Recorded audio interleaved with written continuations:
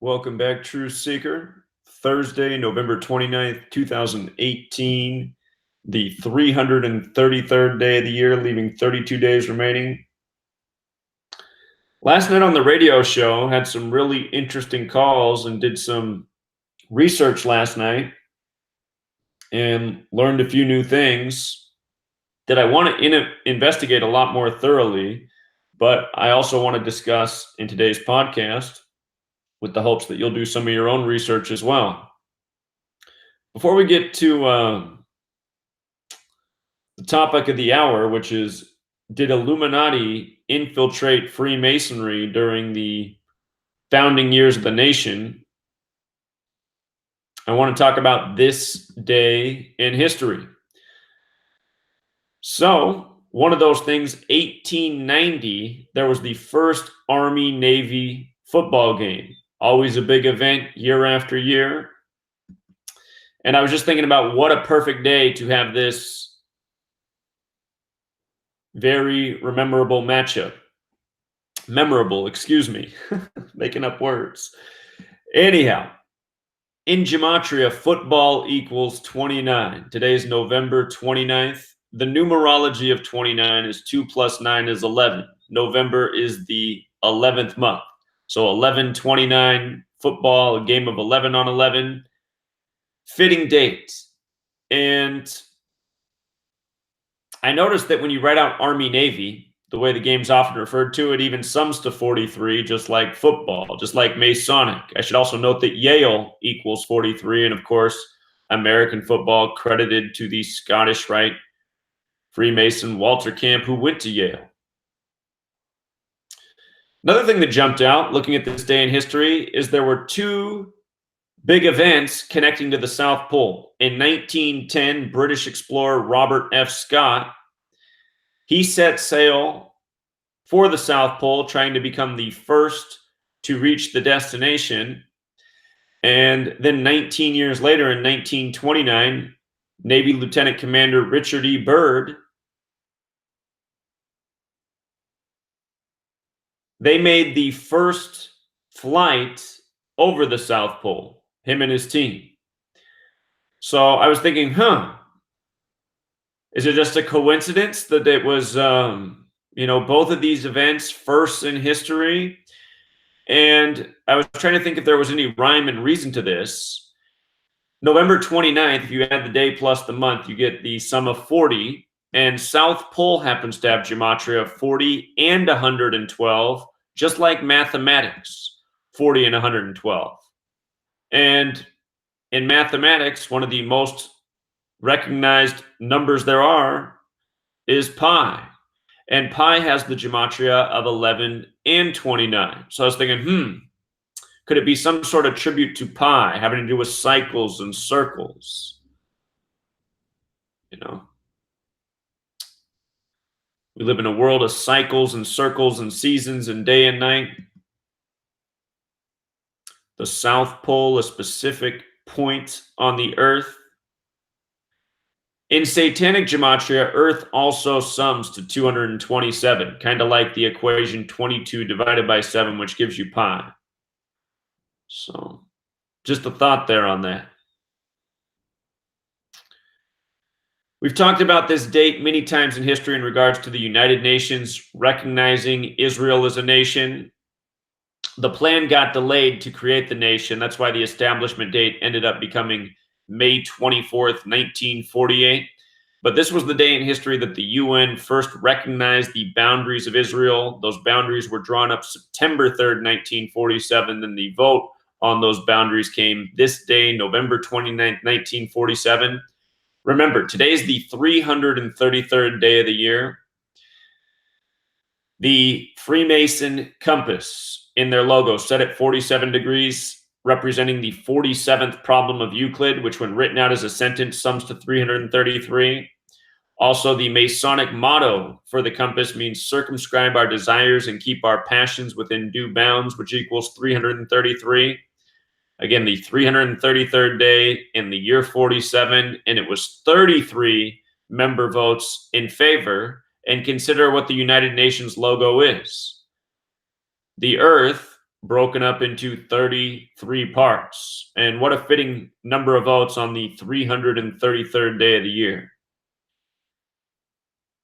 That was also Resolution 181. That's the 42nd prime number. Zionism equals 42. Israel was recognized as the Zionist nation. It was also a date with 106 numerology. Prophecy equals 106.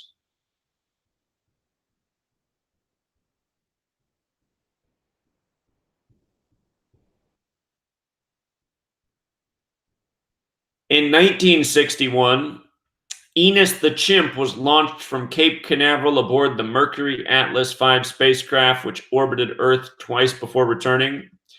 There's a lot more riddles to this, but one of the very transparent ones is it was a date with a life lesson number of 57, and in gematria, outer space equals 57, conspiracy 57, spaceship 57, Scottish Rite 57.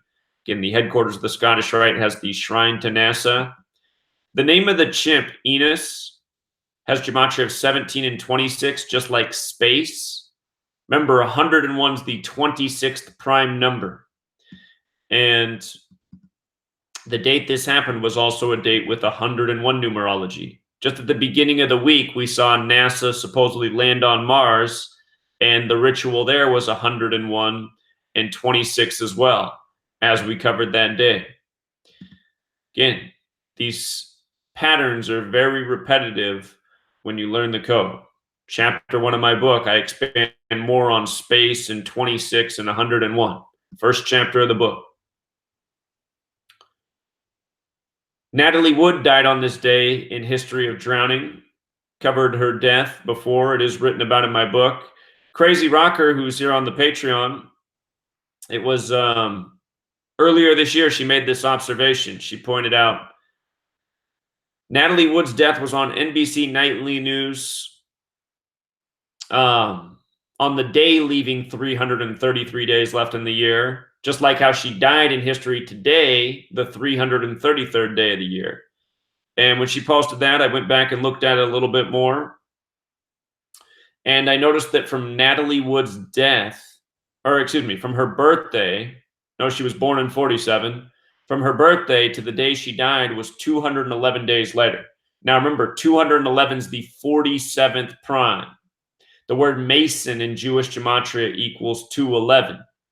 And again, with regards to it being the 47th prime, her name Natalie Wood equals 47, and it's the number that's paired with 333 that comes together through the Masonic logo.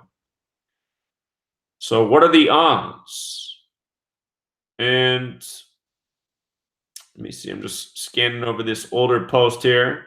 November 29th, date with 40 numerology, drowning 40. The day she died had 121 numerology, blood sacrifice 121. It's also a date with 59 numerology, kill in Jewish gematria is 59.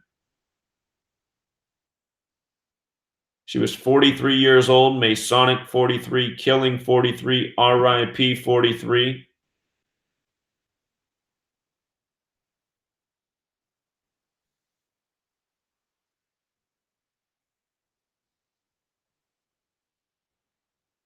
Oh, excuse me. Earlier when I said from her birthday, excuse me, it wasn't from her birthday to her date of death. It was from the anniversary of the film that she's most remembered for. Correction.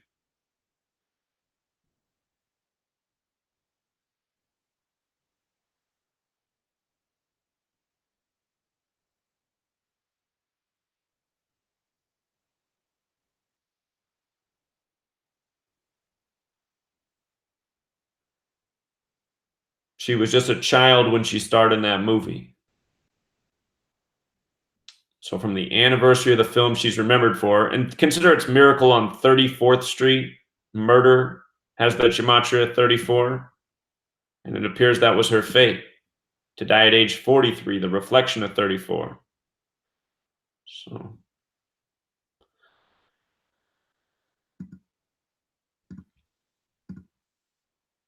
also on this date in history, George Harrison died. He was 58 years old. We know all about Freemasonry in 58. And in a moment, when we talk about George Washington, this number is going to come right back up. But what's interesting is from the day he died to his upcoming 59th birthday, Freemasonry is 58 and 59. Again, in Hebrew, Freemasonry also sums to 59. To his upcoming 59th birthday was 2 months and 27 days. A lot like 22 divided by 7 gives you pi. If you write out 360 in the base ciphers, it also sums to 88 and 227, reminding that the first Pi Day was celebrated in the year 88. Also, we've talked about this before in Jewish gematria, Beatles equals 223, like Masonic. And it was the other year, I believe, on March 22nd, that, hold on here, the Beatles were honored in a headline. Yeah, it was March 22nd, 2016. The headline, Holy Grail of Beatles Records sells for 110,000. That was 53 years ago to the day that this album had released, Please Please Me, which came out March 22nd, 63. And Holy Grail has that gematria of 53. So what a headline for the 53-year anniversary. And again, in Jewish gematria, Beatles and Masonic both 223, like the date March 22nd, 22/3, their debut. And Masonry, again, has so much influence over the music recording industry, the world of entertainment. So George Harrison goes out by the code, does so on the 333rd day of the year, the day leaving 32 days remaining. Keep in mind that UK and America both sum to 32, where those bands were huge, or where the Beatles were huge, the United States and the UK.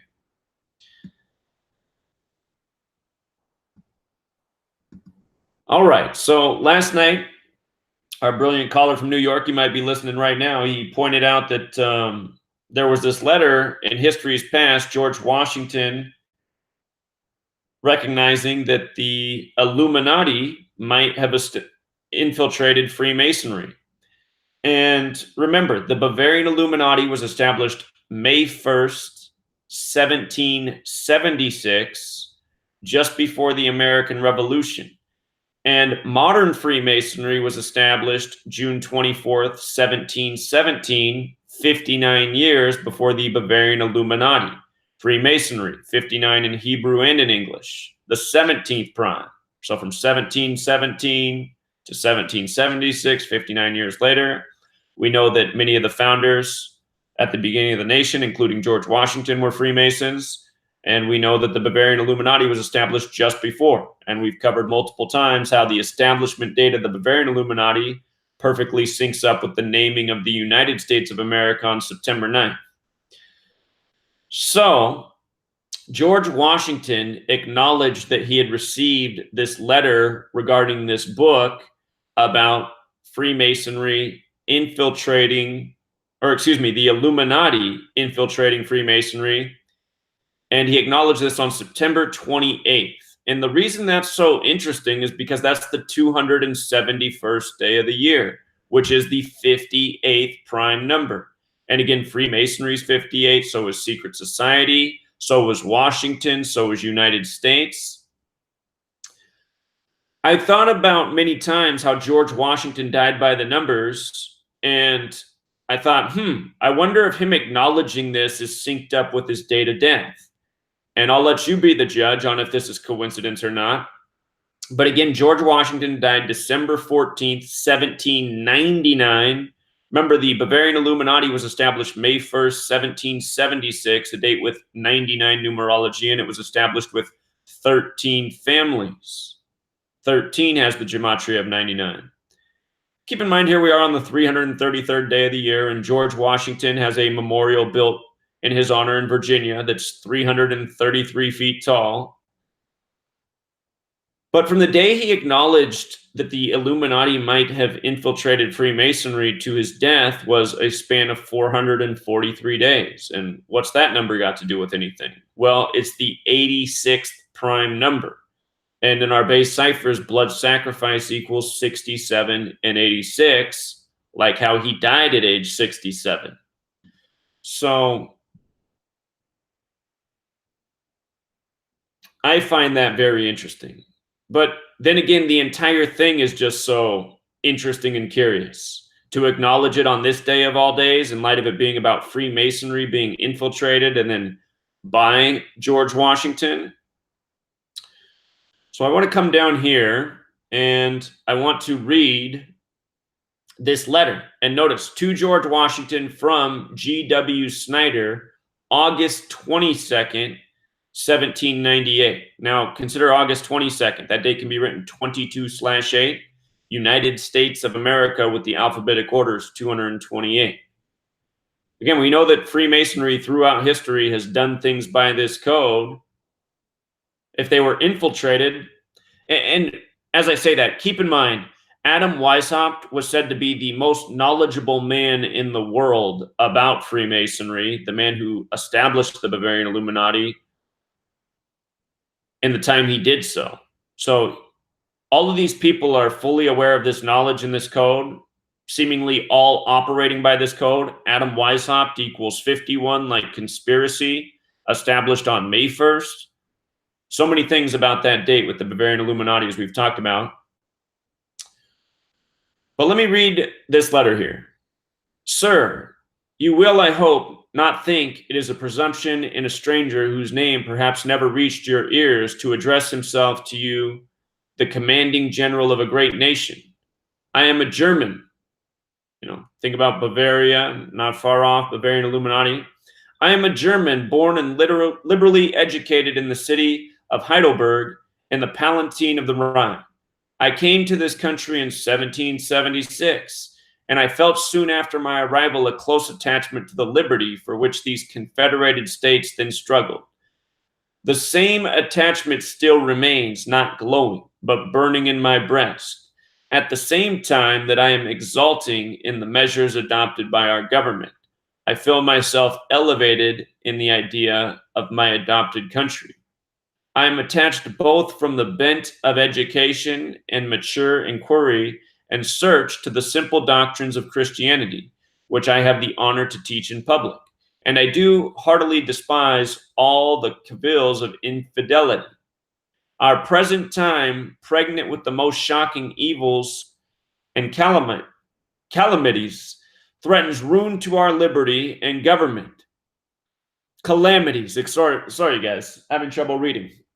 Evils and calamities threatens ruins to our liberty and government. The most secret plans are in agitation. Plans calculated to ensnare the unwary, to attract the gay and irreligious, and to entice even the well-disposed to combine in the general machine for overturning all government and all religion. It was some time since that a book fell into my hands entitled Proofs of a Conspiracy by John Robison, which gave a full account of a society of Freemasons that distinguishes itself by the name of Illuminati, whose plan is to overturn all government and all religion, even natural, and who endeavor to eradicate every idea of a supreme being and distinguish man from beast by his shape only. A thought suggested itself to me that some of the lodges in the United States might have caught the infection and might cooperate with the Illuminati of the Jacobean Club in France. Fauché is mentioned by Robison as a zealous member, and who can doubt a Jeanette and a debt. Have not these their confidence in this country? They use the same expressions and are generally men of no religion. Upon serious reflection, I was led to think that it might be within your power to prevent the horrid plan for corrupting the brethren of the English lodge over which you preside. I send you the proof of a conspiracy which I doubt not will give you satisfaction and afford you matter for a train of ideas that may operate to our national felicity. If, however, you have already pursued the book, it will not, I trust, be disagreeable to you that I have presumed to address you with this letter and the book accompanying it. If proceeded from the sincerity of my heart and my ardent wishes for the common good, may the supreme ruler of all things continue you long with us in these perilous times. May he endow you with the strength and wisdom to save our country in the threatening storms and gathering clouds of factions and commotions. And after you have completed his work on this terrene spot, may he bring you to the full possession of the glorious liberty of the children of God in the hearty and most sincere wish of your excellency's very humble and devoted servant, G.W. Snyder. I should just take a peek at the name G.W. Snyder. I can't help but notice that G.W. is like George Washington.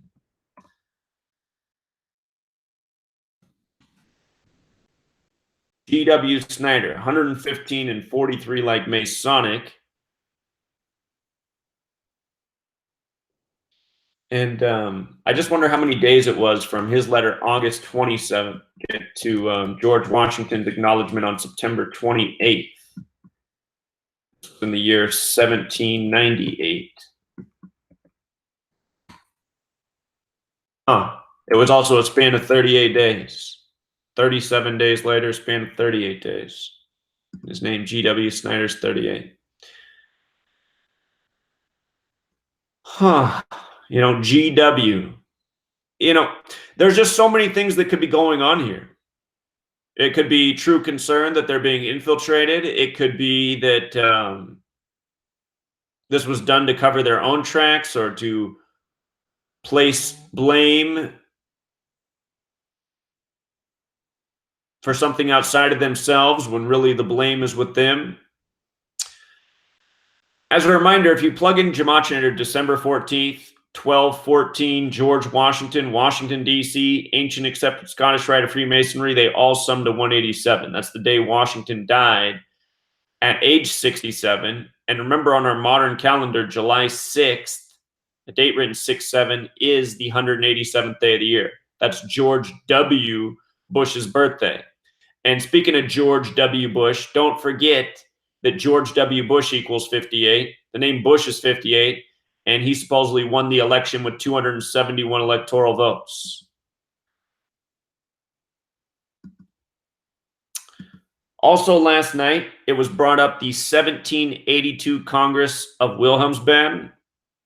This is 16 years before the letters written to Washington and his acknowledgement. Supposedly, this is an event where the Illuminati took over. So I want to read some notes here. If you have a pen and paper out, it might be nice to write down these titles. I got some reading to do. I got to look up these books and see what other information I can get out of them. But somebody's taken some excerpts out of some books to try and paint a picture here. And I couldn't help but notice that Congress of Wilhelmsbad sums to 113, like Scottish Rite of Freemasonry, which is the most Jewish branch of Freemasonry. And as we read this, you're going to see how this is what led to Jewish folks being allowed to join Freemasonry. And since then, the Scottish Rite has become the very Jewish branch.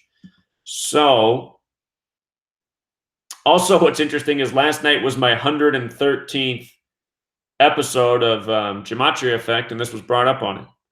So, a little organic synchronicity there. But here's some excerpts. The study of secret organizations and their political application is worthy of most serious consideration and of grave discussion, and is absolutely essential to the intelligent understanding of the events of the 18th century. In 1782, the Duke of Brunswick decided to solve his doubts by holding a final conference or convent of the Order at Wilhelmsbad, near Hanau in Hessen. True to its aristocratic origins, the last gathering of the strict observance was blue-blooded affair. In August 1781, Dome, under the influence of Moses, published Upon the Civil Amelioration of the Condition of the Jews, which produced a great wave of pro-Semitism.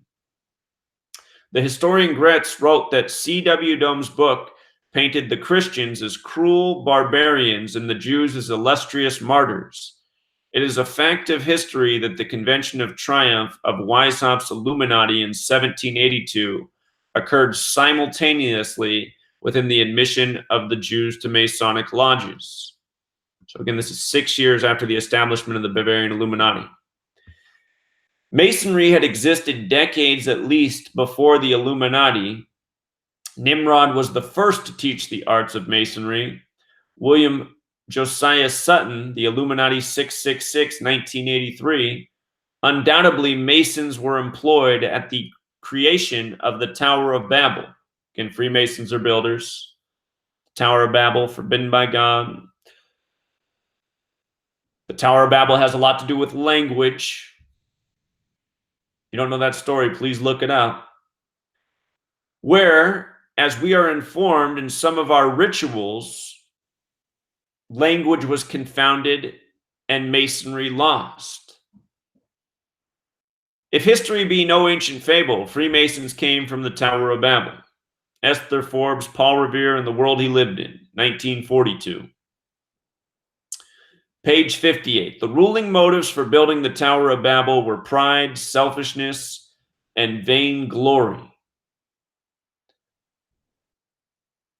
Reverend M.F. Carey, Freemasonry in All Ages, 1896, page 25. The attempt at universal empire was completely put an end to by this extraordinary interference of God. Reverend M.F. Carey, Freemasonry in All Ages, 1896, page 26. But after the 1782 Congress, European Masonry was dominated by the super secret Illuminati. So consider that's even 16 years before George Washington was getting word. And consider they didn't have the internet back then. They didn't have telephones. So Cushman Cunningham Part 2, The Secret Empire. Albert Mackley called the Congress the most important Masonic Congress of the 18th century. A. Ralph Epperson, Masonry Conspiracy Against Christianity, 1997, page 319. Nesta A. Webster said, its importance to the subsequent history of the world has never been appreciated by historians.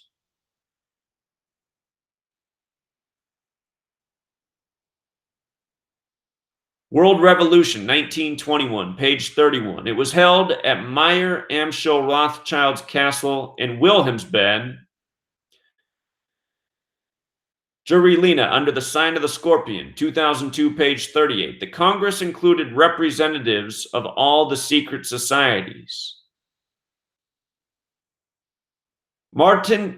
Martinstis, as well as the Freemasons and Illuminati, which now numbered no less than 3 million members all over the world.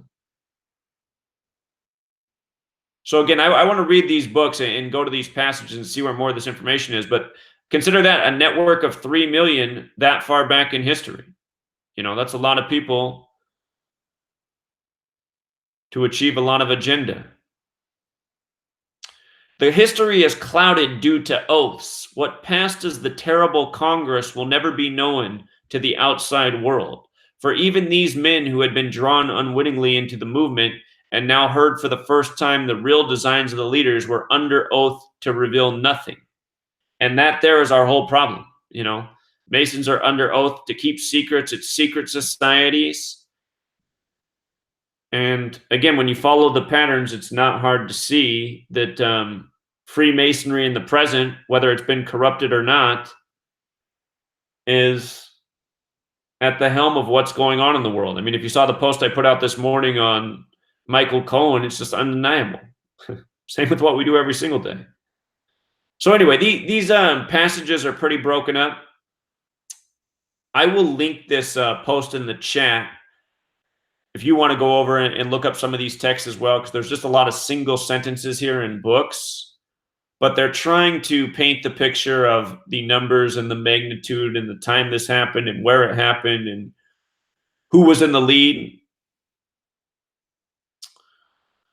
So anyway, it's probably more effective for me, rather than to read these broken up passages, just to share these posts with you so that you can get the links and look into this yourself.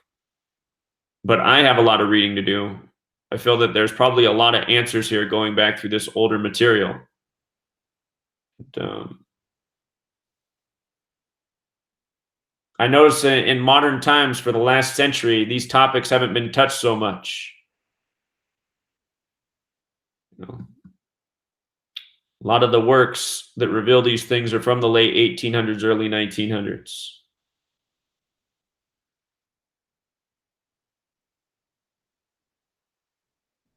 Read this part here.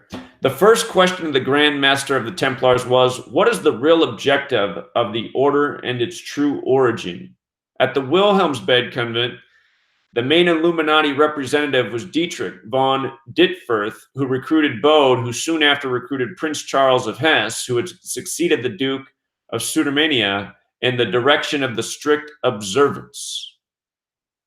The Illuminists carried the day by saying that the strict observance lodges were not, in fact, descended from the Knights Templar, and by arguing that the observance lodges were secretly controlled by unknown superiors who were, in fact, Jesuits in disguise. And the Jesuits also have the Jewish history as well. Christian Bode was a friend of Lessing and was Weishaupt's leading associate in the final political stage of Illuminism. Mackey wrote of Bode, at the Congress of Wilhelmsbad, he advocated the opinions of Weishaupt. No man of his day was better versed than he in the history of Freemasonry, or possessed a more valuable and extensive library. No one was more diligent in increasing his stock of Masonic knowledge, or more anxious to avail himself of the rarest sources of learning. Weishaupt did not personally attend, but gave his conjecture Nig full authority. Vanquished by the powerful rival, the strict observance ceased temporarily to exist, and Illuminism was left in possession of the field.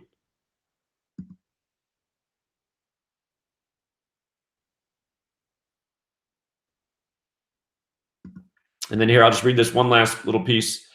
Gary Allen wrote, the power and influence of the Illuminati achieved a great leap forward through a formal alliance with continental Freemasonry that was sealed during the Congress of Wilhelmsbad, which began July 16th, 1782.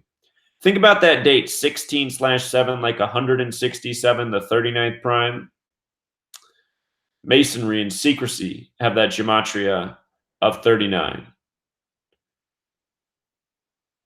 So it began July 16, 1782, when representatives of some 3 million members of Europe's secret societies met and adopted organizational plans formulated by the Illuminati. And remember, Freemasonry is about the pursuit of light. Illuminati means in the light. This, as explained here, and what we've said many times before, is, Illuminati is pretty much synonymous with Freemasonry, and they also have the gematria overlap. And what we're reading today in these notes is that when the Illuminati was established, they were their own independent branch of Freemasonry, perhaps led by the man who knew more about Freemasonry than any other. On July 16, 1782, the Illuminati merged with the Order of Freemasons. Illuminism was injected into Freemasonry by indoctrinating the Masonic leaders. The alliance between the Illuminati and Freemasonry was finally sealed.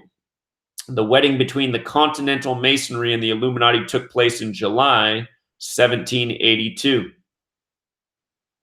At Wilhelmsbad, Weishaupt and von Nig presented quite an enticing promise of the secrets which the Illuminati had to offer. The response of many of the Italian, French, and German delegates was to join. They then took the doctrines of the order, its degrees, and discipline back to their respective lodges. Two leaders of German Freemasonry, Duke Ferdinand of Brunswick and Prince Karl of Hesse, joined the order, thus bringing the whole of German Freemasonry, the German Grand Orient in particular, under the control of the Illuminati. And that reminds me that Adolf Hitler, when he was speaking out, he was saying that all of the Masonic lodges needed to be shut down because that's where the people were who were conspiring against the common people.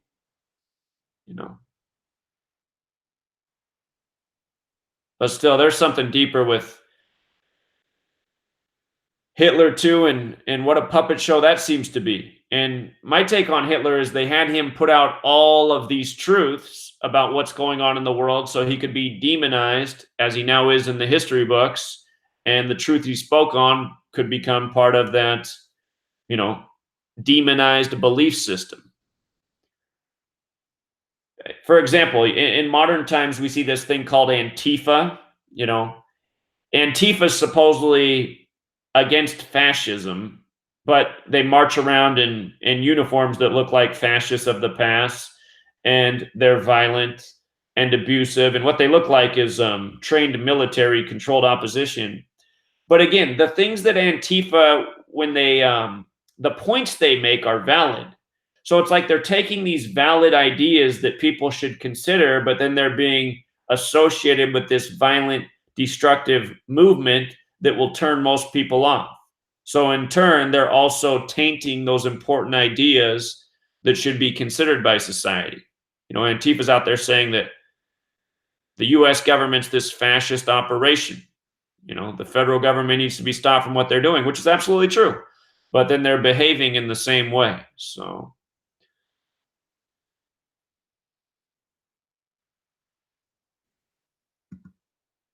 I do find all of this very interesting. Again, I will link this post in the discussion when I get there. And it's got a lot of very interesting book titles.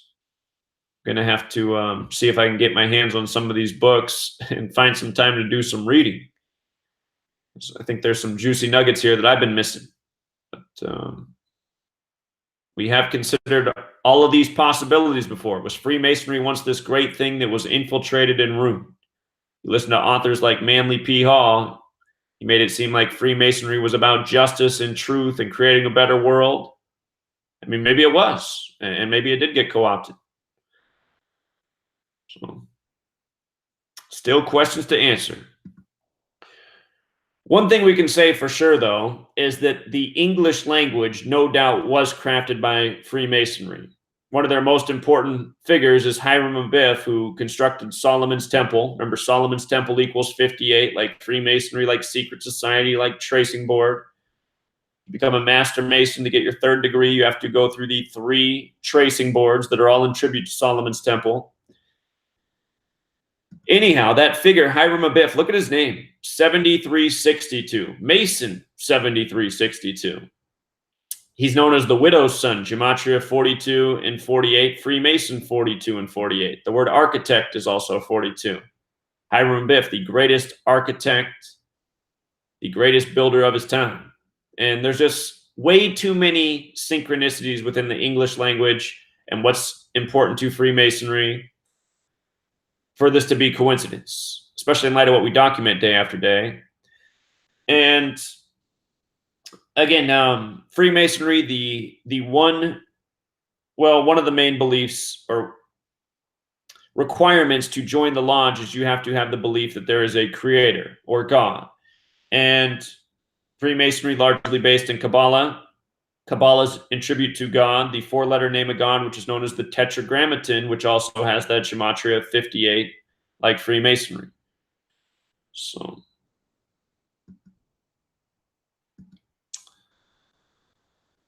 yesterday, I did not cover how far the market closed up because this happened after we finished the podcast. The Dow Jones did climb 617 points yesterday, and yesterday was the day leaving 33 days left in the year. Again, Dow Jones 33, New York 33. 617 is the 113th prime number. Remember the story of the Titanic and how the 3 of the richest men in the world died on that boat who were all opposed to the Federal Reserve, and the Federal Reserve was established 617 days after the sinking of the Titanic, where Titanic's 113. That story had a lot to do with money, markets. Here, on the day leaving 33 days left in the year, you get this 617 plus point close, the 113th prime number, big number of the Scottish Rite of Freemasonry, as is 33, a big number of Masonry. And of course, if you take the digits from 113, the master number 11 stands out, and you're left with a 3. The product of 11 times 3 is 33. So also recall, earlier in the year, February 2nd, the 33rd day of the year, the Dow fell by 666 points. So very bad day on the 33rd day of the year. On the day leaving 33 days left in the year, very positive day. And it was 617.7 points. So that's a difference from the 666 point loss earlier in the year. It's a difference of about 58 points. 58 or 59. Freemasonry's 58 and 59. What are the odds? And don't forget, Dow Jones is 33, 111, 666, also like New York.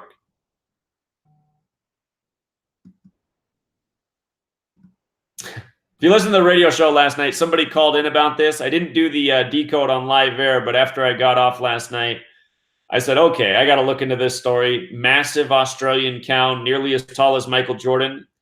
A number of people have now let me know that there's video of this cow walking around in the field, and it looks real.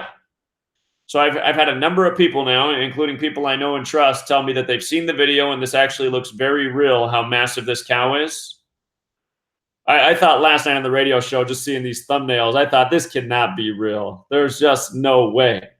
If this is real, this has to be some sort of, genetically modified mammal, or either that or an absolute freak of nature.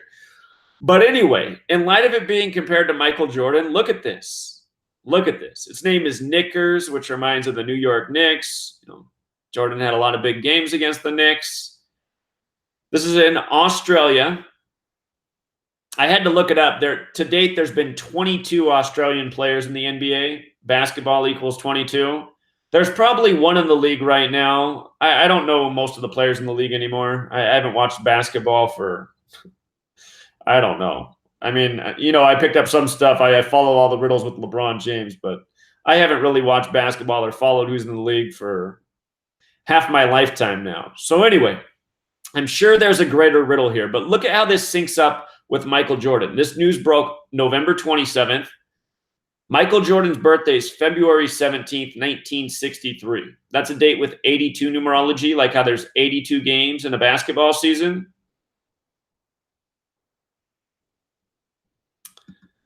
Oh, hold on. Hold on here. Let's do this again. November 27th, 2018. We don't want the span. To February 17th. Whoops. I took a screenshot of the wrong one. From the date of this news to Jordan's upcoming birthday is 82 days later. I accidentally put the wrong screenshot in there. Hold on.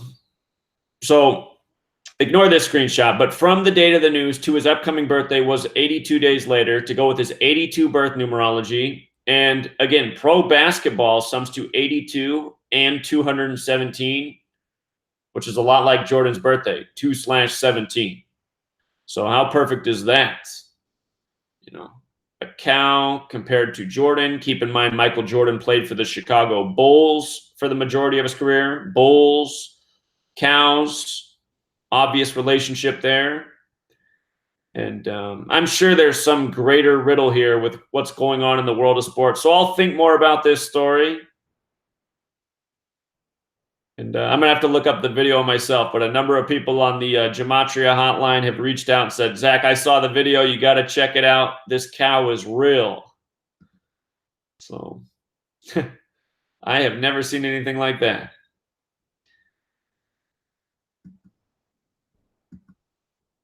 Also yesterday in the headlines, death of a Ferguson activist. This is from the Michael Brown shooting.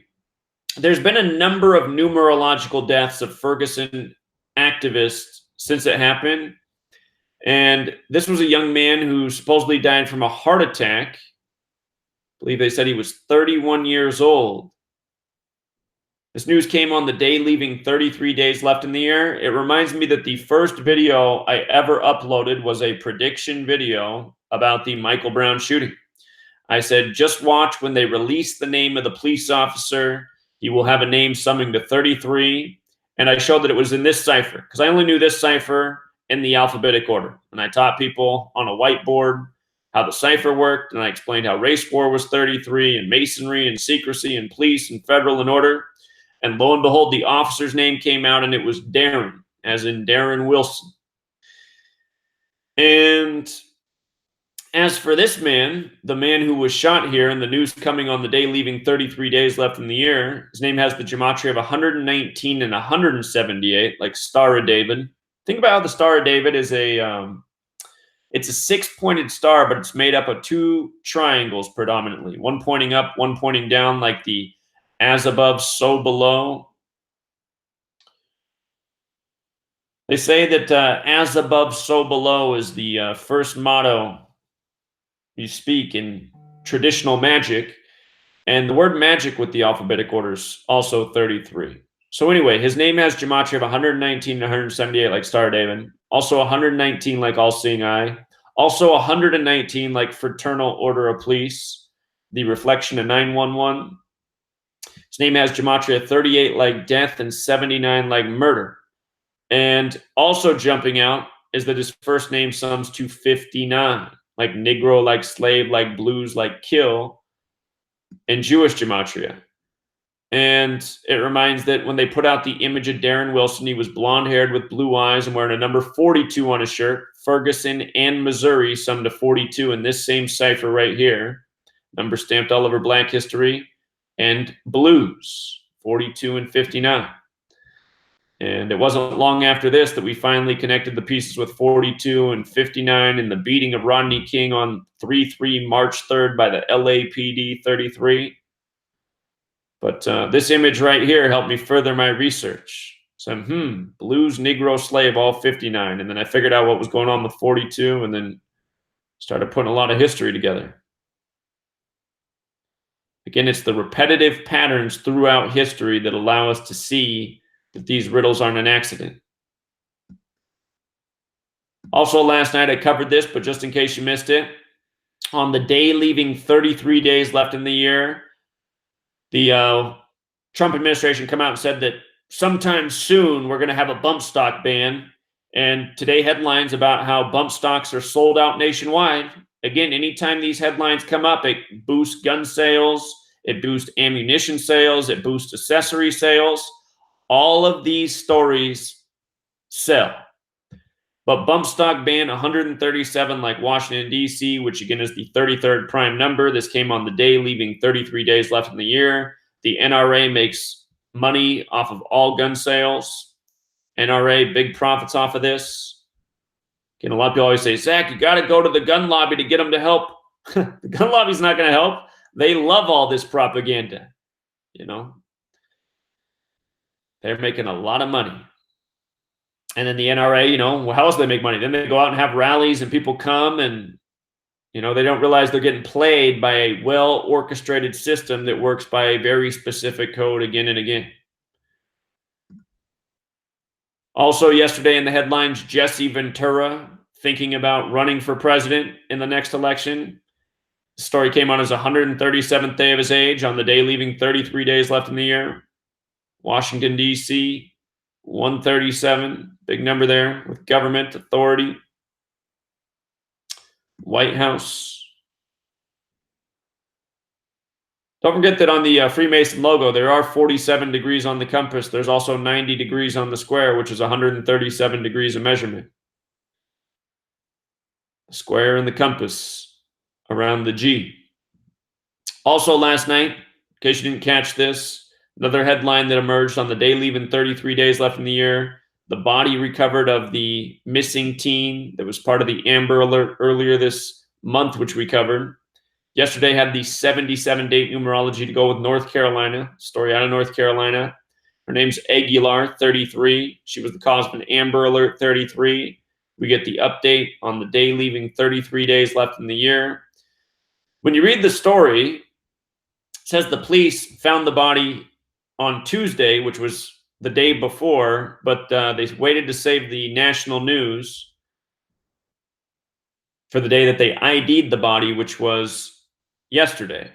And keep in mind, the day the body was found was the day leaving 34 days left in the year, like how murder is 34. So Freemasonry is also 139, the 34th prime. And just in case you did not watch the video that I put out this morning about Michael Cohen pleading guilty today, please check out that video because there's more information. But just a quick recap. From his first pleading guilty on August 21st to today's 100 days later, notice what the headline is. Cohen pleads guilty to misleading Congress. Congress has the gematria of 100. From his birthday to today is 96 days later. Michael Cohen's 96, like Freemason. Last night on the radio show for TFR, we began by interviewing a Freemason. And if you missed that interview, I encourage you to go back and listen. He's only been in Freemasonry for a couple of years. He's got his 3rd degree. He's a Master Mason. And he said early in the conversation that he's completely convinced and confident that Freemasonry is not behind any conspiracies that it's accused of. And I said, well, I think that's interesting that you're so confident, having only been at your 3rd degree and only been with the fraternity for 2 years. I said, what do you say to the fact of the JFK assassination? And if you missed that interview, I laid it out for him. And then he came back and he said, well, that's really interesting and I don't know what to say. So I said, so then, could you say that you're not completely confident that Freemasonry's not behind these conspiracies? And he backed off a little bit. So I also asked him to follow up with me. I said, if he's able to, I would like to come to his Freemason Lodge, which is in Arizona. And I said, if I can come there and talk to the group of Freemasons and do a recording of the discussion, if I can come there and record it and share it with others, I'd be willing to. And he said he's going to look into it and see if it can be done, because I want to share with him these same things that we've looked at over the years, the very clear conspiracies that point to Freemasonry, and just see what these Freemasons within think.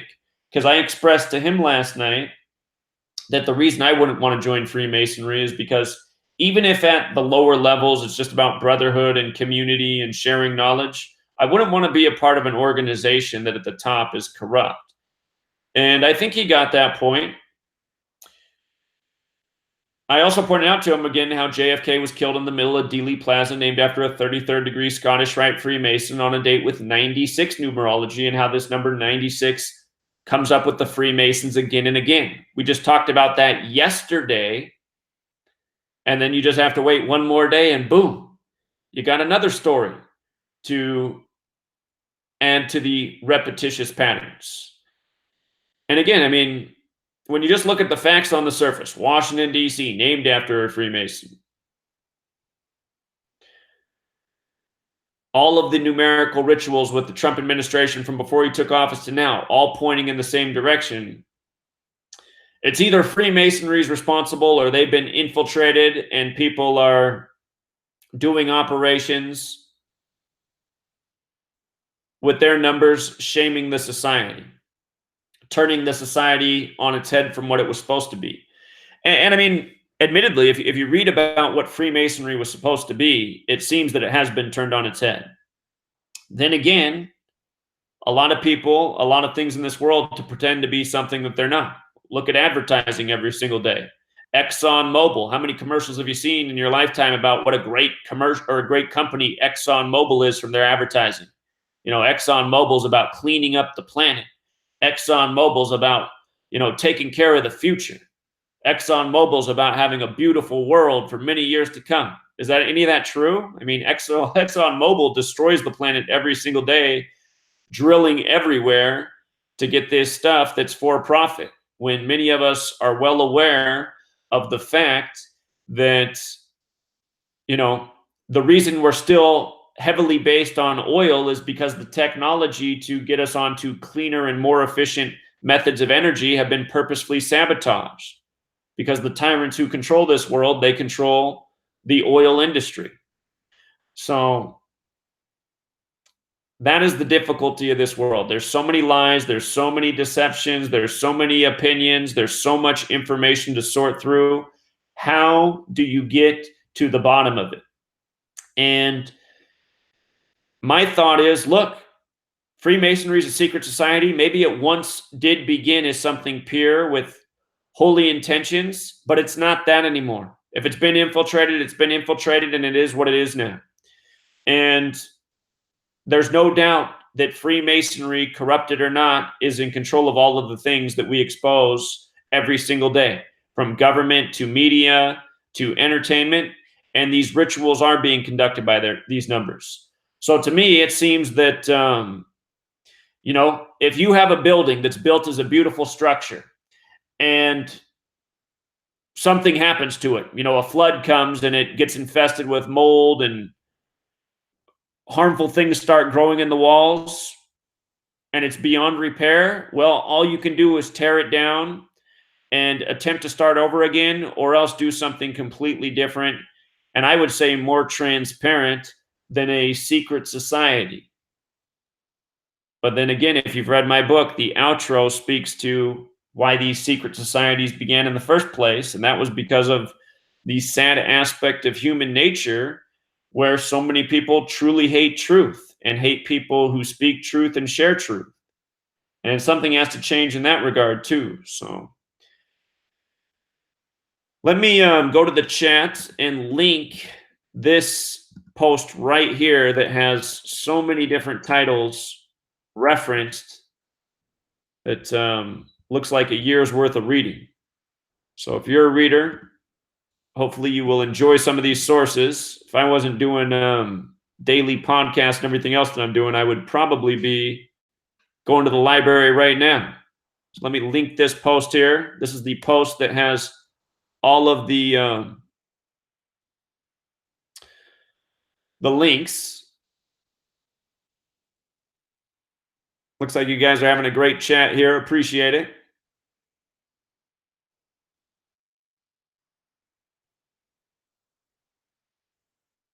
The seventh inning stretch in the capital G, the seventh letter, and baseball being credited to the Mason Abner Doubleday. Yeah, that is very interesting. That is very interesting. The seventh inning stretch. Got to think more about it.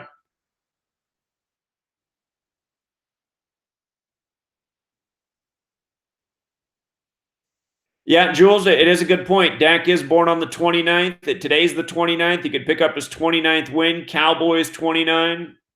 It is possible the Cowboys would make the Saints 10-2, and Cowboys is 102.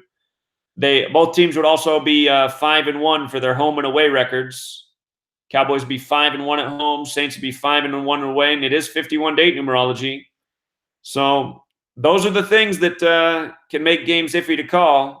I'd say outside of those three things right there, which are all juicy things, it feels like more lines up for the Saints today. Again, talked about the teams they play next week, what the records would be going in. So, use your own intuition. Jules, I've seen you make some great calls this year I was on the wrong side of. So if you're feeling the Cowboys, it could be the boys.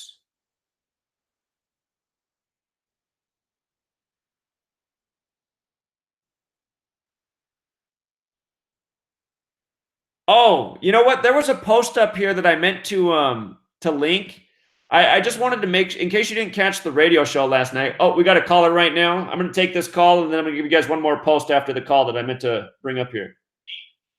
Hi, Kathy. Kathy? Hey, are you there? I'm here. Oh, hey, Zach. How are you? This is Kathy. I'm going to link in the chat something that I want you to look at. You said William Russell, and I'm like, what? William Russell, maybe it was his son, but next generation. William Russell is the name of the trust for the Skull and Bones Society. Ah. So I don't know. Maybe it was a cover up, like maybe you're onto something else. I'm also going to link on YouTube. There's a 1-minute clip where in Batman they say that it was Batman's Right. grandfather, and they showed the Yale skull and bones. That's in that my he book. started it. Yeah, that's in my book. I believe that was And the 33rd episode too of Batman, if I remember correctly, something like that. Yeah, it is. Series 1, episode 33. There you go. Yeah. And it says an exclusive club of cutthroat future businessmen and politicians. And that is the title to it. So I don't know. That all ties in with the Russell Trust. That's really kind of crazy. That is kind of crazy. So I don't know. I just had to point that out to you. And while I got you on the phone, I wanted to let you know that I think what you need to do is have some business cards printed up so that when you are on your DC rant, you can hand those out. Because people, if they're on vacations, they're only going to give you maybe 5 minutes, maybe 10 minutes. They're not going to be convinced or learn on the spot. So rather than passing out flyers that they got to carry around all day, I think a business card where they can find your YouTube and your blog would be the best way to leave something in their hands so that you can follow up. But you don't want to get them printed up till right beforehand, so that in case you have to change your YouTube station name again. That's it. Anyway, and also, did you get my email with how you can get your book printed by Amazon? You're not keeping up with your emails, are you? I just don't. I don't think the book will last on Amazon because they ban a lot of books that cover content like mine. So I could try it. But you could try it because the guy that I sent you the link, his ebook is only $2.99, but to get it in paperback, they did it for only $7. So it's only $4 more to have a paperback. And I think a lot of us, need that for carrying around with us our little cheat sheets because we don't have this all in our memory bank. Well, I am going to make that book be in print before the DC thing happens. That'll be something I'll be on a mission on to make sure that exists before we go. And I think you're right about the business cards too, because people are a lot more likely to hang on to a business card than a flyer. Exactly. Easier to stick in their pocket if they're on vacation.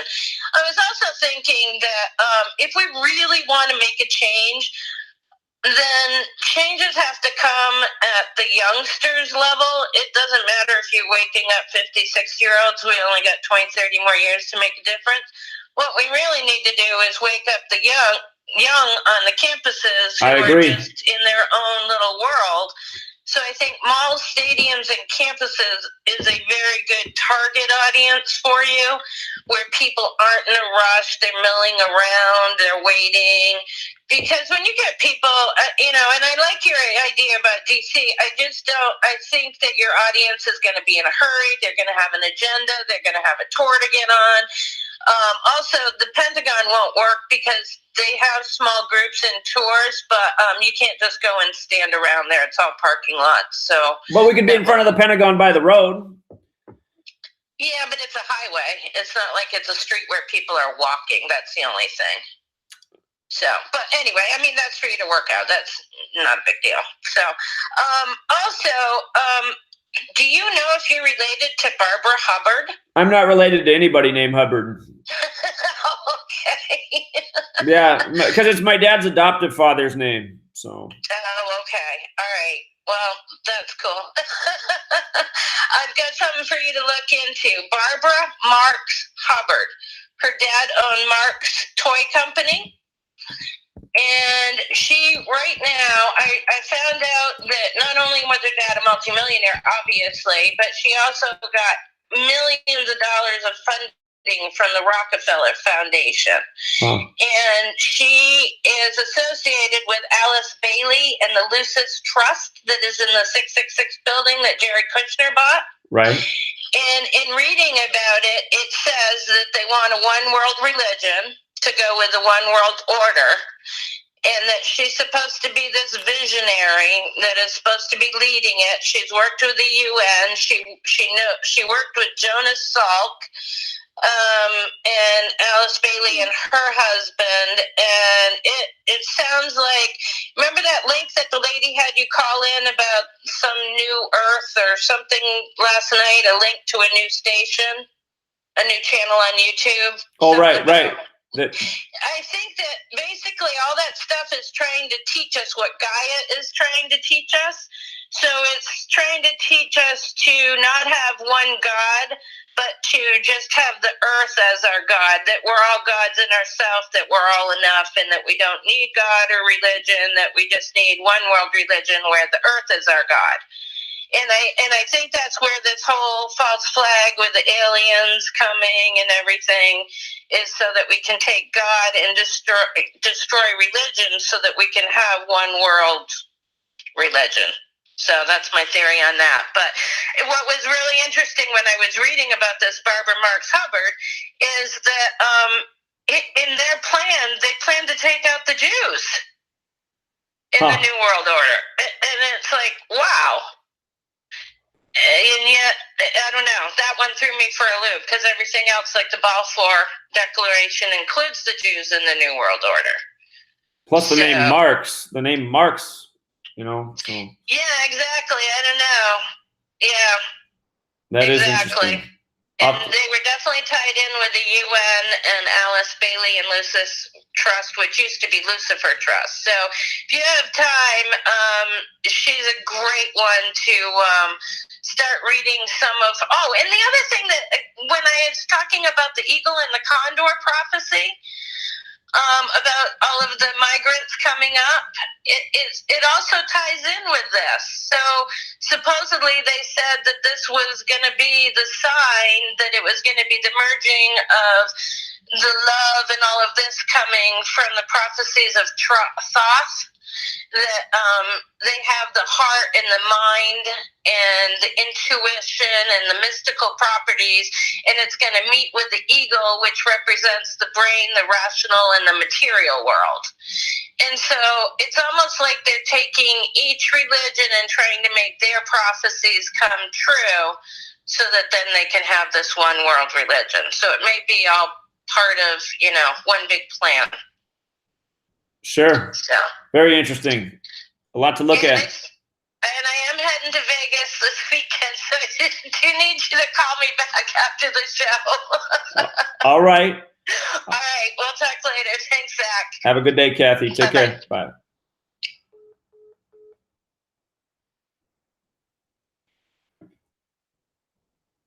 YouTube channel Zionist report has been terminated, huh?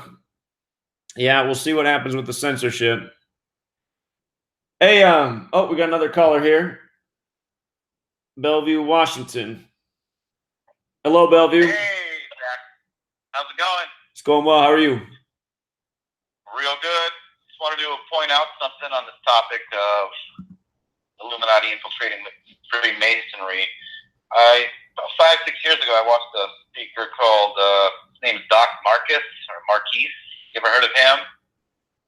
He has a bunch of, a lot of his stuff's up on YouTube. I don't think he has a channel necessarily, but he's been on the Prophecy Club and a few others. But he was claims to have been born into an Illuminati family. And he says that the Freemasons are being basically used by the Illuminati. They're being used. Oh, shoot. Hey, he just got I didn't disconnect you, man. For some reason, the call dropped, so please call back. But he was starting to say that the Freemasons are being used by the Illuminati, which is what we're wondering if has happened. Has it been infiltrated and corrupted, and now all the Masonic rituals are for evil? All right, he's calling back. All right, you're back on. Oh, sorry about that. So, anyway, this Doc Marquis, or Marquise, DOCMARQUIS, I decided to put it. I've been using some of the other ciphers as well, trying to experiment with those, see how those turn out. So the word Illuminati and Doc Marcus have a lot of overlaps over a lot of the ciphers. Like English Ordinals 120, full reduction 48, perfect overlap. Got Satanic 470, perfect overlap. Reverse Ordinal 150. Reverse Satanic 500. How do you spell the man's name again? How do you spell his name? DOC Doc Marcus. MARQUIS. QUIS. Okay, got it. Thank you. All right, and you continue with your decode. Sorry to interrupt you. That's all right. So, and then he has a perfect overlap in English Sumerian and reverse English Sumerian. So I mean, I don't know if he was named that way, named like that on purpose, or if he changed his name. But he seems to.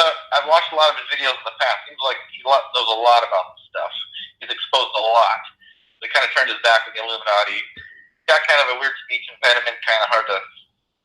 Can't really take him serious at first when you first listen to him, but because of his voice. But he seems to know a lot. So those are usually the people I take the most serious, because usually because of their speech impediment or whatever, it made them an outcast in the world. And I know that outcasts are a lot of times the people who end up reading books and doing research. So, yeah, that's what he said. I think he said he was an outcast. So. Well, that's what happens to people in the world. I've noticed a lot of people who are awake, they're the outcasts of the world, you know.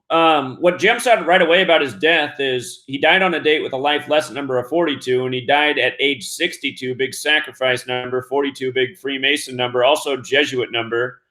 And he died 25 days after his birthday, where death is 25. So you might have gotten the... Yeah, I didn't know he died. I know he's getting older there, but some of the videos I watched, he was much younger. Says he died November 20th, 2018. He just died. Gee, that's funny. Well, just last week, basically. Huh? Oh, that's sad. Yeah. So I think everyone should kind of watch his stuff. He exposed a lot. He has a lot of good stuff. So I also wanted to bring up something about the Alex Smith injury. My intuition kind of told, I was kind of like scratching my head on that. I'm still thinking it's the Redskins Patriots in the Super Bowl.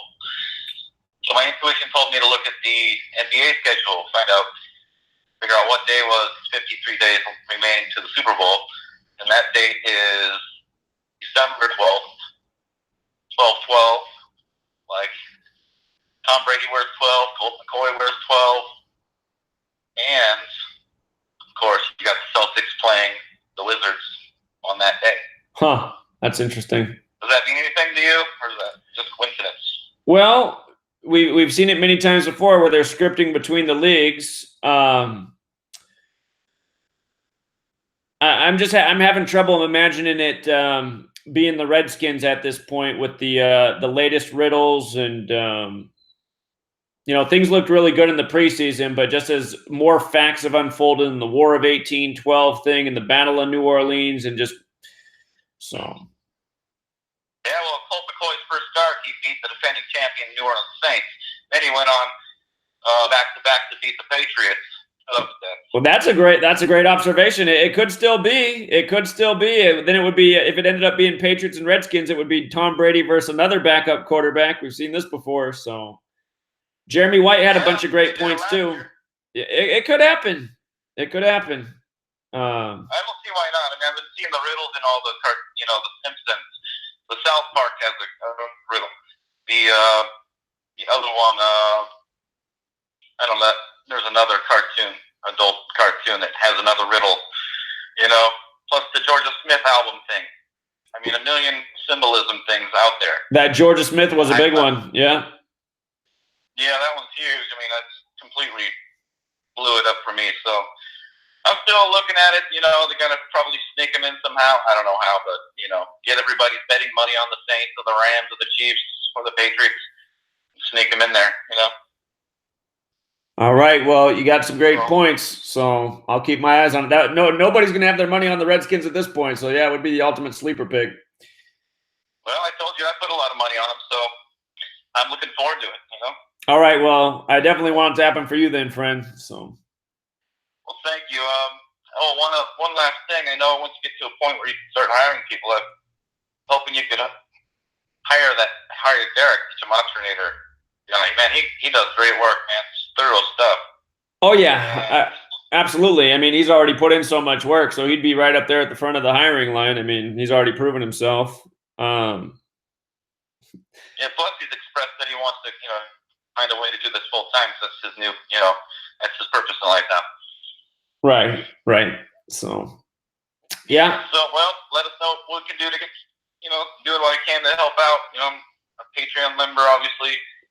I've made a few donations, try to help out here and there, but try to build this thing up for you so you can, make it your dream and, do all the things you want to do with it. Well, you're already doing so much, man. I mean, if everybody out there was doing what you're doing, we'd already have the Gematria News Network. I mean, you're a good contributor, caller, everything. So you've already done enough, man. You don't feel like you need to do any more. Well, thank you. I'm going to start a Patreon, I think, as well, and focus more on, I love the Gematria part. Obviously, it's huge, but I think I was going to start sports decoding the symbolism that the media puts out there. That would be a great idea. So, yeah, and kind of hopefully link it in with the group with you guys. So sure, and you're welcome to advertise it on my Patreon. I mean, a lot of people are already advertising their stuff, and they never ask for permission. I don't even know who they are. So, by all means, go for it. Thank you very much. Yeah, you're welcome. All right, man. I appreciate it. Okay, well, have a good afternoon. All right, you too. Take care. All right, bye. All right, see you. All right, hopefully those are coming through clear. I don't have the speaker hooked up today. My lady's on break. She keeps using the speaker for her own personal enjoyment right now. What I wanted to say, in case you didn't catch this, is somebody called in last night and pointed out that there was this crash of hey, Texas, give me 1 second to finish saying this. So there was this crash of Air France flight 1611 in 1968 on September 11th. And 68 is the year that we've talked about many times in terms of the plan going into motion for 9/11. The thing about 1611 is that's the year the King James Bible came out, and King James Bible sums to 119. Again, he was the Freemason and Rosicrucian who dropped dead at age 58. And France has the long history with Freemasonry and the Scottish Rite. So what are the odds of this? Air France also has Gematria, just like New York City. And I think this is another little nugget we got to tie in with our 68 examples for all the things that took place in 68. So that said, Texas is with us. Thanks for your patience. How are you, Texas? Hey, Zach, can you hear me good? You're perfect. Hey, man, yeah, this is Jay. I'm the dude who told you about the Air France yesterday. Oh, perfect. Yeah, right. I was just like, dang. But yeah, man. To continue from yesterday, I seen that I was just doing some random research. Charles Manson, he was sentenced on 4/19/1971, and he died 11/19/2017. So there's 2 19s right there, and the killer's death, or the supposed killer. And he was 83 years old, right? Like murder? Or yeah, I think something like that. I don't know for sure, so don't quote me on it. But those dates are correct. I don't remember the 2000. Oh, that's weird. I just looked at that. 71 and 17. Dang. I didn't even notice that before I called. So 2017 is 40. He was 46. Oh, no. I'm sorry. This is the day he was sentenced. That's what it was. He was sentenced on 4/19. And that's the same day that Hernandez died. Was on 4/19, and the Patriots scored 19 points in the fourth quarter when they beat the Falcons. Right. And I remember that right after that death of Aaron Hernandez was the same day the Patriots went to the White House, and they said that the word Illuminati was written in blood on the wall of Aaron Hernandez's cell. I don't know how people just overlook stuff like that. Yeah, right. And they said he did a half unfinished pyramid, like it was half done, like he didn't complete what he was supposed to do or something. I guess that's what that meant. Yeah. That was weird that the Patriots scored 19. I think they scored 19 points on 4/19. Then Hernandez, and then also it was the Boston Bomber. He died on 4/19. He died in a different year. His name is Tamerlan. He was a Boston Bomber. Right, Tsarnaev, yeah. He died on 4/19. So that's a crazy. That's the 109th day of the year, which is the 29th prime number. Right. 19 again. Yep. That's crazy. Yeah. What else did I want to say? Oh yeah, and then this dude Edwin Jackson, the dude who died for the Colts. Right. Yeah, he died on the day of the Super Bowl. Right. And he's number 53, and he died on the 35th day of the year. Right. There was a lot of riddles with that one. Supposedly a drunk driver hit him in the middle of the night while he was standing on the side of the road, which doesn't make any sense. Right, yeah, that's the same school Cam Newton went to, Westlake. The school he graduated from. That's crazy. And there's a new 50. Oh yeah, then the Colts, this is their hold on, let me type it in. 2018 Colts season. This is like their 66th season. They have the letter 35. I mean the number 35 on their jerseys for their. This is their. What was it? Yeah, okay. They're in their 35th season in the NFL league, and they're in their 66th in the whole NFL. Like when it started. So they had the number 35 on their jersey, and the Super Bowl 53 is coming up. So there might be a clue there. And also Johnny Unitas equals 53. I've seen that. But the Colts, they're like a sleeper team. They're on a win streak right now, so you never know. Colts might go in there. I think Luck has to wait till Brady's out of the league. There's a lot of riddles. I've noticed throughout history when the Colts are getting all these big tributes, they often funnel right into the Patriots. And I think once Brady's out of the league, I think Luck's going to be the biggest beneficiary in the AFC. So we'll see. Yeah, I said the same thing. Hey, caller, somebody keeps trying to phone in here. I'm gonna let them get their voice on. I appreciate all your observations. Good work and keep it up, man. All right, man. I'll get you back. All right, take care. Thank you. Welcome. Hello, caller. Hey, Zach. Hello. How's it going, buddy? It's going well. Hey, man. I thought something was interesting. I noticed, how that report came out on July 4th about Tom Brady seeing the bear in Montana. Right. Well, it's interesting that Trubisky got hurt and Chase Daniels playing. And if you look from his date of birth to Super Bowl 20, which was 33 years ago with the Bears and the Patriots, it's 254 days, or 8 months, 11 days. And also his birthday is 119 days from the Super Bowl. Huh. Interesting. He's got that Chase equals 99, like the 99th NFL season and the Bears 99th season and Illinois 99. That's another backup there that could do it. Right. And I thought it was interesting. His first touchdown pass was for the Bears was to number 33, Mizzell, which kind of reminds me of Mizzou, where he went to college. Ah, that's interesting. Yeah. And there was something else. Oh, yeah. And in light of the Mike Ditka heart attack deal, Mike Ditka was the coach of the Bears, but he also coached the Saints.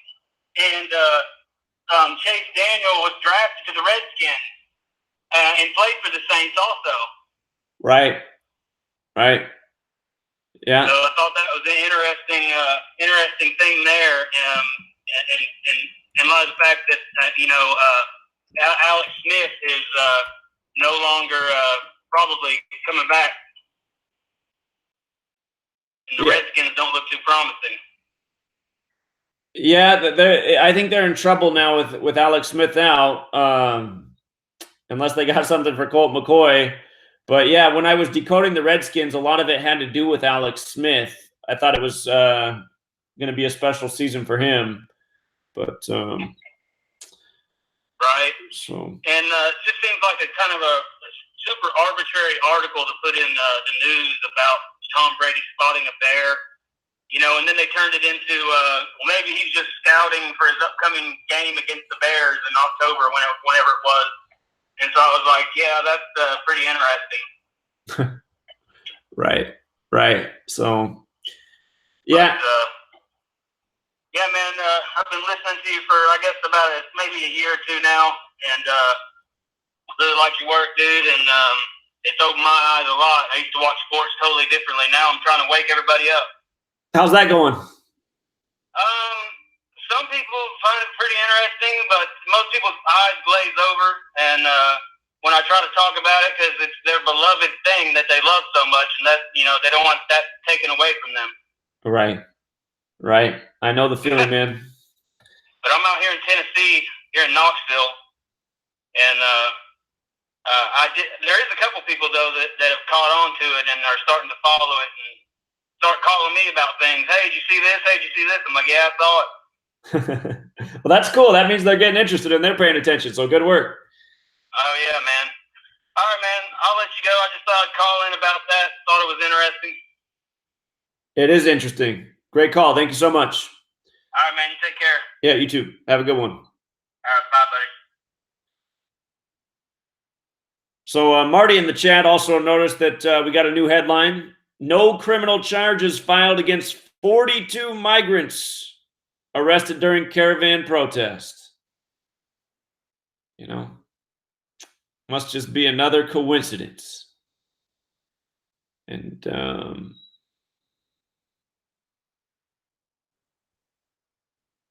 I want to know.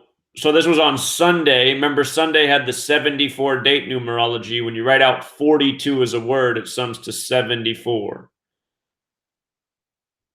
Do some more research on that. There's probably some other riddles there.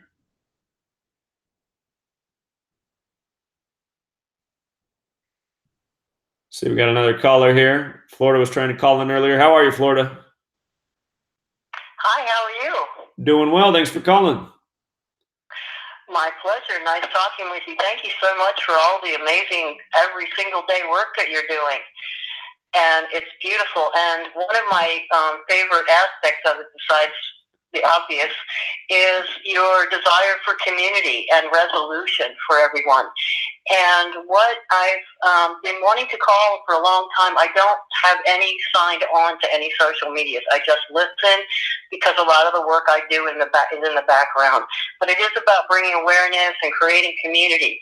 And so your work is very profound within that realm.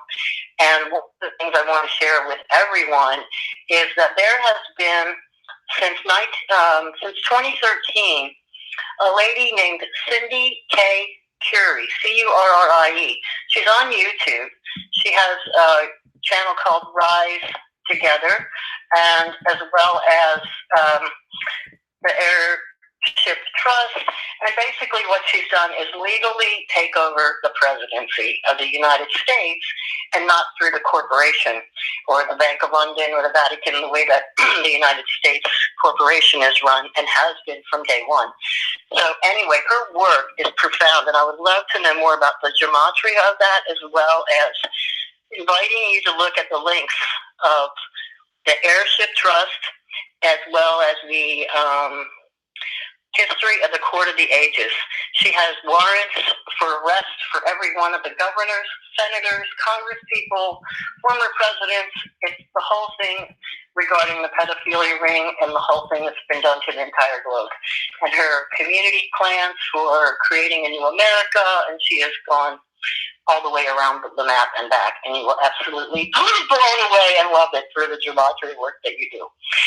So I would like to please invite you and your audience to look into that, and I will be in touch with you by email to interact perhaps on a deeper level, because there's a few people I'm putting in touch with her. So thank you again. And have you heard of her or any of these things I'm speaking of? This is a first for me, but I looked her up and I got her on the screen right now. Cindy K. Currie, Rise Together. And it sounds like I got some homework to do. So new information. Yeah, if you just look at her first YouTube, and they only put up, you know how YouTube has done the same thing as everyone, just put up a couple videos when you open it up and then go to the list of videos. But she has every warrant, every arrest, everything, how she became the president, what legal resolutions that she has created through the natural law. It's all done by natural law, which is not what we've been under, of course, as you know. It's been common law, morphed into maritime law. So we are in a very good position. The more people find out about her work, the more realization we'll have about the freedom that we have literally in our hands. And the Airship Trust is for everyone on the globe. And she's basically taken over the whole monetary system, and things are just in place under the table. So I look forward to hearing more from you about that, and continue listening to you. And thank you again and again so much. Your beautiful heart and your work that you've done and dedication, and everyone that pays attention and calls in. I love you all. Thank you so much. All right. Thank you very much for the information and the tips. I'm going to look into it, and I hope you have a great rest of your day. Call us back soon. You too. Be in touch soon. All right. You take care. All right. Bye. Bye-bye.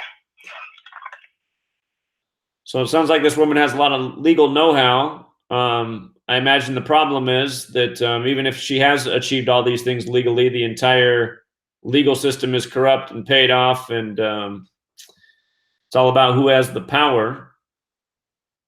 For people last night who were in the chat of my TFR show, there was a person in there who was very active. They went by the name Ease. It was funny. Last night, my girlfriend asked if I could go get the phone charger out of the office, which is where I am right now. Just gotten in bed, and she's like, "Can you go get my charger? I got to charge my phone." So I walked in the office, and the Gematria phone hotline was in here, and I had the volume off at night. And I saw that the phone was ringing as I came in here, and I thought, oh, I guess I'll just answer it real quick. I mean, I must have been meant to see this. So I answer it, and it ended up being the same person who was real active in the chat last night in TFR, Ease. And I couldn't get this guy off the phone, and I didn't really want to.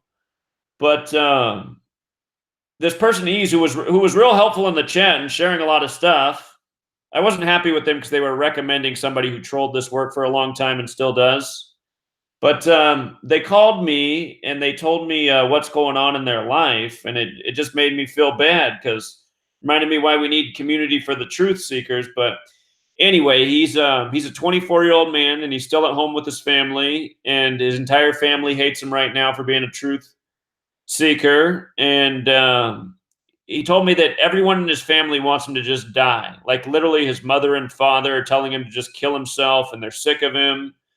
And he's having problems with his siblings. And anyway, he just feels so terrible and isolated. And he said the other thing that's happened to him in the last 2 years is he's gotten really sick. I guess he has fatty liver disease. And he said it's not from alcohol. He said he's not exactly sure how it came on. I talked to my girlfriend about this after, and she said, well, he probably has hepatitis because hepatitis can do that. And anyway, I just felt so bad for the guy, and he probably doesn't want me to tell his whole story. But anyway, just if you're in the chat, next week, just he's somebody that just I think he was getting along with everybody, but he's just somebody who needs some support. He's going through a really tough time, and he wanted me to tell him what he thought he should do. And I said, well, I think if you got this health problem, you should probably get it medically checked out and get some information there. And you should start eating well and making sure you get enough rest and exercising. But then what he also wanted to know is he wanted to know from me why God would do this to him. And he said he feels like it happened to him because he was searching for the truth, because he said he didn't have any problems in life like this until he started looking for answers. And then since then, he's gotten unhealthy and his family hates him. And anyway, that conversation went in circles for like 2 hours, and I was trying to be supportive of him. And I said, well, I mean, perhaps just look at it as a challenge, because, being a truth seeker is a difficult thing. And perhaps, you're being challenged. So you got to persevere through it and be a survivor, and it'll set you up for the rest of your life. And I reminded him that when I was 22 years old, it's not as bad as fatty liver disease, but what happened to me when I was 22, which I didn't understand why it happened, is my ear just started ringing, and it's never stopped. And for the first 6 months, it drove me insane. And in the first 6 months that my ear was ringing, I probably thought about suicide more than any other point in my life, because it was just driving me nuts having my ear ring all the time. And I've adjusted to it, but for the first 6 months, like I couldn't be in a room with several people talking. It just made the pitch go up higher, and I couldn't really understand everything. Everything was mumbled and jumbled. And anyway, I just reminded him, like that was a really horrible period for me, and I was also isolated from seeking the truth, and I just had to persevere through it. And it made me a stronger person. So anyway, I know that there's a lot of more people in the world who are in situations like his, and it's too bad. I mean, he has parents that are telling him to kill himself, but it just reminded me why the Truth Seeker Network revolution, which I tried to make happen in 2016 to build the social network for truth seekers, that needed to happen, and that's my greatest regret to date, how that project fell apart. But anyway, it is nice to have community, and the last woman who called in just talked about community. And we have to figure out how to build a stronger community than we have now, and get more people involved in it. And we also have to figure out how to keep out the trolls. And it can't be done on this platform. It's hard to do online, honestly, to keep out trolls. Here, let's see. Hello? Hey, Zach. Nice to talk to you again. Hey, what's going on, man? Yeah, I called last night on the TFR. Yes. I had a few things. Wanted to add a few things to follow up on. I'm listening. Please do. Yeah, the Duke of Brunswick, he attended the Congress of Wilhelmsbad. He was the head of Freemasonry in Germany. But just before I add to that, you said they think the Cowboys might make it as a long shot. Say that last part again. You said somebody suggested that the Dallas Cowboys might make it to the Super Bowl as a long shot. Oh, that was the Redskins. They were talking about the Redskins. So nobody suggested the Cowboys because they seem to be on a roll. Sure. I was just thinking, when the Cowboys played the Eagles, George W. Bush was the guest of honor, and the Cowboys won. I had thought that his father would die that day, so I thought because his grandfather and George W. Bush's father was Prescott Bush, and the Dallas Cowboys quarterback is Dak Prescott. I kind of thought that was leaning towards the Cowboys, but they did a moment of silence for the borderline bar shooting. So they were kind of tying that incident into that game. And I was thinking that the shooter at the borderline bar, his name was Ian Long. So, I mean, it's a cruel pun, but it kind of gives a new meaning to the term long shot. I was wondering maybe if that might be pointed as a Cowboys because they're a real long shot. I know it's like a kind of a cruel pun, but I was thinking maybe that might be a bit of a quoting. But to add to what I was saying last night, the Duke of Brunswick, he was the head of Freemasonry in Germany, and he attended the Congress of Wilhelmsbad. But 8 years after that, he made a speech. I'm going to read what he said. Please. I have been convinced that we, as an order, have come under the power of some very evil occult order, profoundly versed in science, both occult and otherwise. Though not infallible, their methods being black magic, that is to say, electromagnetic power, hypnotism, and powerful suggestion. What he's describing there is MK Ultra type mind control. Now, this is back in the 1790s. And he talked about how they have technology that the rest of society hasn't seen yet. So back in 1794, he talked about electromagnetic power, hypnotism, and powerful suggestion. We are convinced that the order is being controlled by some sun order. You see a lot of sun worship symbolism. After the nature of the Illuminati, it's not by that order itself. We see our edifice crumbling and covering the ground with ruins. We see the destruction that our hands no longer arrest. A great sect arose, which taking for its model the good and happiness of man worked in the darkness of the conspiracy to make the happiness of humanity a prey itself. This sect is known to everyone. Its brothers are known no less than its name. It is they who have undermined the foundations of the order to the point of complete overthrow. It is by them that all humanity has been poisoned and led astray for several generations. They began by casting odium on religion. Their masters had nothing less in view than the thrones of the earth, and the governments of the nations was to be directed by their nocturnal clubs. The misuse of our order has produced all the political and moral troubles with which the world is filled today. We must, from this moment, dissolve the whole order. So what he was saying is he tried to pretty much dissolve Freemasonry at that point.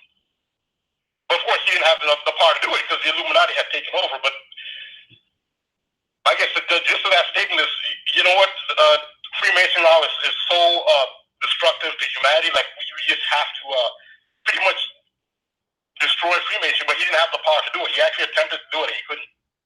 So that's the Duke of Brunswick, the head of the German Freemasonry, saying that it's become so evil that it should be destroyed. And what year did he say that in? That was in 1794. That was 4 years after the Congress of Wilhelmsbad, which he attended. Right. That's the same point I was making. Whether Freemasonry has been corrupted or infiltrated or not, it doesn't matter at this point. It's just this thing that needs to be destroyed and maybe rebuilt, or just go about the things a better way. So, yeah. I'm saying if you visit that lodge in Arizona, I think you should bring these up to them. Yeah, that's a great point. That is a great point. I noticed I've seen a lot of videos where Freemasons they debate the doubters or conspiracy theorists, but they never bring these things up. I've never heard these brought up. I mean, George Washington. These are papers from the National Archives of the United States. These are not from conspiracy sites. You know, this is like documented history. But I rarely hear that. Like, I've never heard like a cogent answer from Freemasons to address these things. You know. Right. Right. Also, I think Judaism was infiltrated as well, and I think the Rothschilds, who were originally called the Bauers, I don't think they're really Jewish. I mean, they're not. They're just regular Germans. They're the false ones. Yeah. So I think I think the Rothschilds, the Bauers, they infiltrated Judaism and Freemasonry, or you can say they infiltrated the Illuminati as well. Sure. It's a fair point. Yeah. Also, a lot of it also goes back to Babylon. Like a lot of the Talmudic, some of those really diabolical Talmudic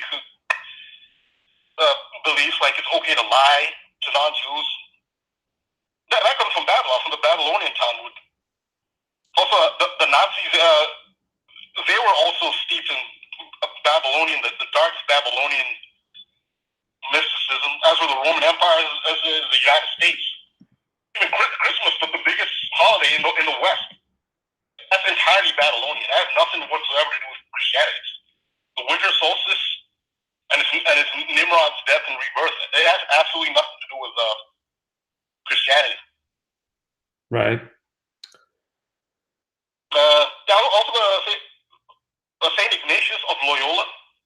I was looking at his death date. And the movie, it's July 16th. The movie Eyes Wide Shut, its release date was synced with Saint Ignatius' death date, July 16th. And also, I can understand that when you consider Stanley Kubrick. His inspiration for the rituals scenes were based on rituals he had seen himself. But a lot of people assume that he saw some Rothschilds party. It was actually the Aldo Brandinis. That's one of the papal families from the black nobility in Italy. The Aldo Brandinis, they actually have a palace called Palazzo Aldo Brandini. It's in the Roman suburbs. They have a framed picture of Stanley Kubrick, and he signed it, thanking them for help with his movies. And some of their property is open to the public to visit. When you visit that property, you can see some of the iconography that you'll see in Eyes Wide Shut. And in the Eyes Wide Shut, the key number there was 103. The iconic ritual scene where Tom Cruise's character, he represents the number 1, and then he's surrounded by black cloaked guests in a circle. That's his O, and then the 3 satanic high priests in their purple and red robes. They're the 3. That's 103. And if you do the gematria, the password to get in there was Fidelio. Fidelio was 103 in the Jewish gematria. Aldo Brandini is 103. There's another aspect of gematria that I question: is this just synced up to English? And there's an interesting English and Italian synchronicity here, because the word for the gematria for ritual in English is 27. 103 is the 27th prime. Ritual in Italian is rituale. Rituale is 103. That's kind of an interesting synchronicity. Also, in English, ritual sacrifice is 616 in Jewish, but also in 616 Jewish is the Italian word for blood sacrifice. Sacrificio di sangue is also 616. But if like blood sacrifice in English, it's 109. And Eyes Wide Shut was released in Britain on the 10th September, like 109. Huh. So that's that's an interesting synchronicity. So yeah, I just add that. Also about that cow, you know that the picture where that cow is towering over all the other cows. Right. But you see in that picture, if that cow, from the height of that cow, for that cow's leg hooves to be on the ground, it would have to have these disproportionately long legs to hit the ground. That cow is clearly elevated on a platform or some kind. It's either a platform or a mound.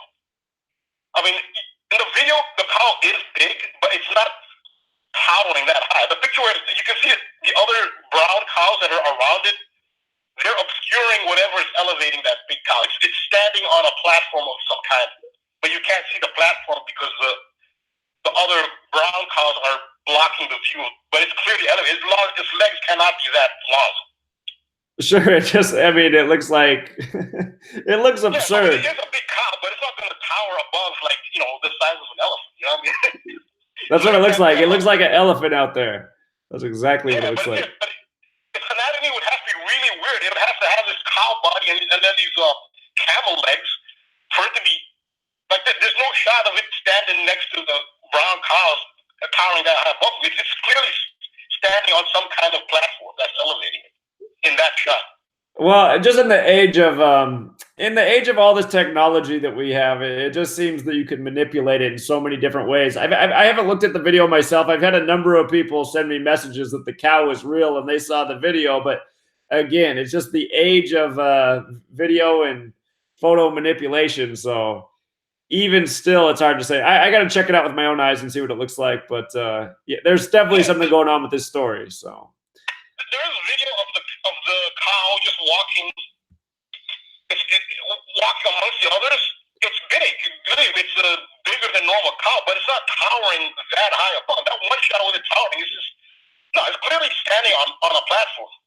Right. It looks like it's 8 feet tall in this shot. It looks like it's as tall as the basketball hoop.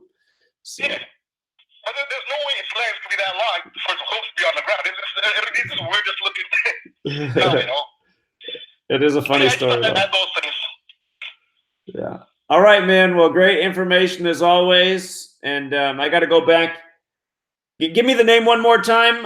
I forgot to bring it up here. The guy who gave the speech about infiltrating in the late 1700s, Duke of Brunswick. Oh, yeah. It was the Duke of Brunswick.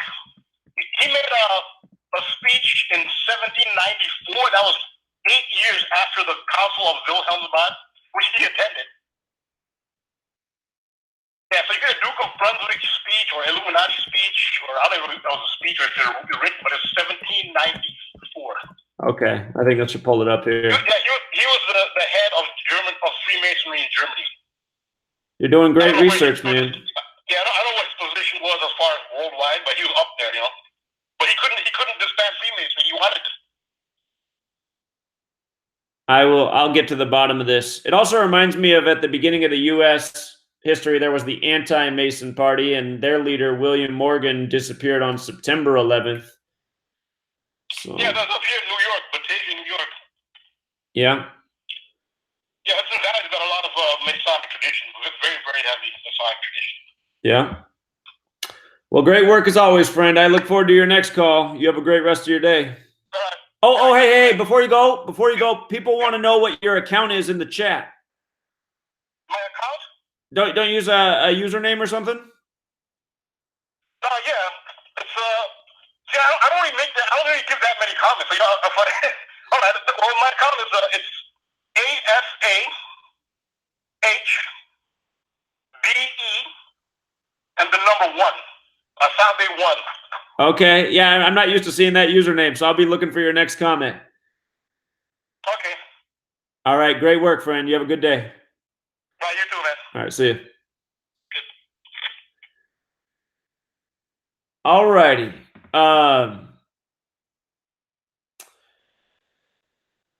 I think we'll wrap it up there. We're nearly at 2 hours. We tried to make the podcast about an hour, so we went double time today. And somebody says, why would a dairy cow be with the meat cows? That's a great point. I saw Fermenti say that if you buy my book, he'll give you 60% off his fermented kit. That is really awesome of him. And I appreciate you out there, friend, doing all that you are to advocate for the work. It means a lot. Appreciate everyone else's support here. All the good comments. So we'll wrap it up for today. We'll be back tomorrow, Friday. And I think that's a wrap. Yeah, call in sometime. Make sure you got that number down. But save it for tomorrow. Until next time, Truth Seeker.